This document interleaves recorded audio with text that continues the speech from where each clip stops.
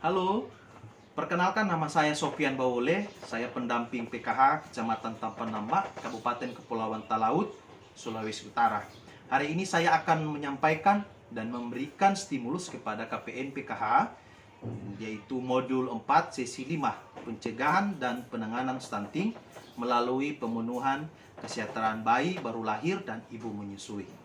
Bahan atau pembahasan yang kita akan bahas pada hari ini yaitu ada 3. Yang pertama adalah kesejahteraan bayi baru lahir dan ibu menyusui. Yang kedua adalah hambatan dan solusi dalam mendukung kesejahteraan bayi baru lahir dan ibu menyusui. Yang ketiga adalah kebiasaan atau tradisi yang mendukung ibu menyusui dan bayi baru lahir. Ayo kita saksikan videonya. Oke, selamat bertemu lagi kepada KPM Desa Tua Batu. Pada hari ini kita akan belajar mengenai modul 4 sesi 5, pencegahan dan penanganan stunting melalui pemenuhan kesejahteraan bayi baru lahir dan ibu menyusui. Salam sejahtera untuk kita semua. Selamat pagi Bapak Ibu yang saya kasihi dan juga yang hadir pada saat ini, walaupun hanya berapa orang. Hari ini kita akan belajar dan juga tujuan pertemuan hari ini bagaimana mencegah stunting dengan mendukung pemenuhan kesejahteraan bayi baru lahir dan ibu menyusui. Nah, di sini saya akan membagi 2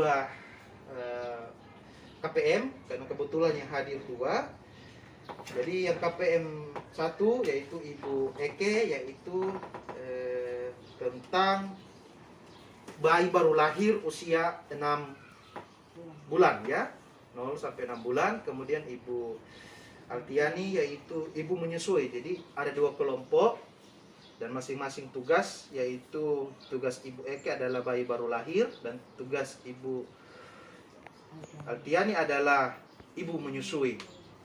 Nah, saya sudah membagikan tugasnya ada di meja ibu-ibu semua, dan nanti di situ ada 3 tugas. Tugas yang pertama atau tabel yang pertama yaitu tabel kebutuhan bayi baru lahir mulai dari 0 bulan sampai dengan 6 bulan, yaitu Ibu Eke yang akan mengerjakannya. Di situ ada fisik, kemudian siapa yang memberikan, dan mental siapa yang memberikan. Kemudian kebutuhan fisik bagi ibu menyusui yaitu Ibu Altiani, yaitu fisik apa, kemudian siapa yang memberikan fisik, kemudian kebutuhan mental apa, kemudian siapa yang memberikan. Jadi tugas pertama itu. Kemudian tugas yang kedua yaitu membuat tabel ya, membuat tabel hambatan dan solusi untuk kebutuhan fisik. Jadi kebutuhan dari tugas pertama ini berkaitan dengan tugas kedua. Nanti tugas pertama kalau dikerjakan selesai, baru tugas kedua dilanjutkan. Sama juga, yaitu Ibu Eka akan mengerjakan hambatan apa yang dialami bagi anak 0 bulan sampai dengan 6 bulan. Kemudian ibu menyusui, hambatan apa juga yang dialami bagi ibu menyusui dari ibu melahirkan sampai dengan ibu menyusui. Jadi hambatannya apa? Kemudian tugas yang terakhir yaitu jenis dan manfaat kebiasaan dalam kehidupan sehari-hari. Biasanya kata orang di kehidupan sehari-hari banyak tradisi desa atau tradisi yang ada di daerah kita, di mana ibu hamil harus begini, ibu anak baru lahir harus begini. Nah, tradisi-tradisi seperti itu. Nah, untuk tugasnya saya berikan waktu selama 5 menit untuk mengerjakan, dan sebentar kita akan melanjutkan untuk menjawabnya. Silakan. 3. Oke. Kepada ibu berdua, siapa yang sudah selesai? Mungkin Ibu Eke sudah? Oke. Jadi untuk Ibu Eke, tabel kebutuhan bayi baru lahir sampai dengan 0 bulan ya, 0 sampai 6 bulan mulai dari fisik. Silakan jawab salah satu, kemudian siapa yang memberikan? Satu saja. Dipersilakan. Terima kasih.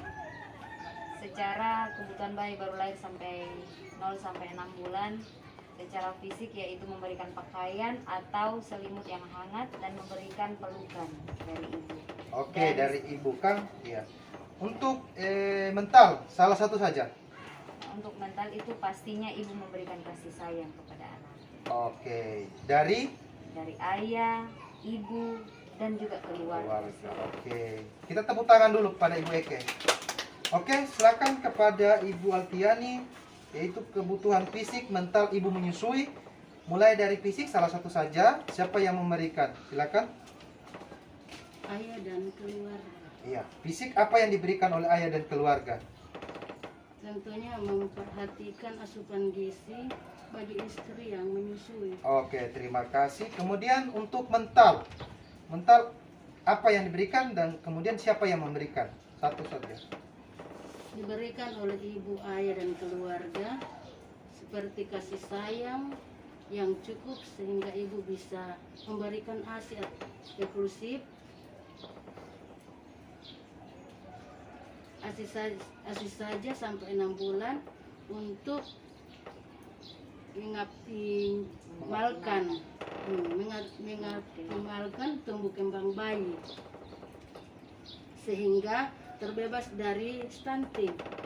Oke, terima kasih dan kita berikan aplaus kepada Ibu Alfiani. Oke, untuk tugas 2, jadi karena tadi Ibu Eke yang duluan, sekarang Ibu Alfiani yang duluan. Tugas 2 yaitu membuat tabel hambatan dan solusi untuk kebutuhan fisik dan mental bagi ibu menyusui. Oke, silakan Ibu menyusui satu saja. Sebutkan Untuk kebutuhan fisik, ya, hambatannya apa? tentunya pemberian ASI eksklusif, yang kurang memberikan ASI eksklusif sehingga tumbuh kembang bayi optimal Oke. sebagai upaya mencegah dan menangani stunting pada bayi. Oke, kurangnya pemberian ASI. Solusinya bagaimana menurut Ibu? Solusinya tingginya dukungan pemberian ASI eksklusif dan keluarga khususnya suami dapat memotivasi ibu untuk memberikan ASI eksklusif. Oke, sekarang kebutuhan mental. Kira-kira apa hambatannya dan solusinya apa? Hambatannya kurangnya dukungan dan dorongan dari orang-orang di sekitarnya waktu yaitu keluarga. Oke, solusinya?